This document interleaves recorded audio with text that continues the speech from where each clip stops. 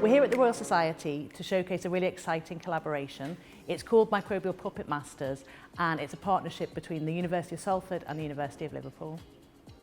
Lots of people have never heard of bacteriophages, but in fact they're the most abundant organism on the planet. These are our bacterial models. We've got them to show how phages infect bacteria. All of our models are 3D printed at Salford's Makerspace. We're going to be printing the small phages throughout the time when we're here. There's so many different ways that phages can affect bacteria, and we see a lot of this play out in cystic fibrosis lung. So we've been working with immersive artists to create a virtual reality lung, which we're really excited about.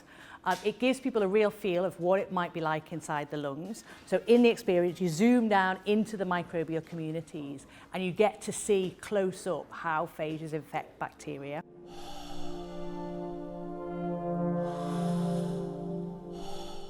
I am leading the science that is underpinning this display. This is all actually real life, and we're learning more about what's going on in the world around us. And we're using microbiology, we're using molecular biology, we're using biochemistry, we're using computer science, and we're using experts in all of these fields together.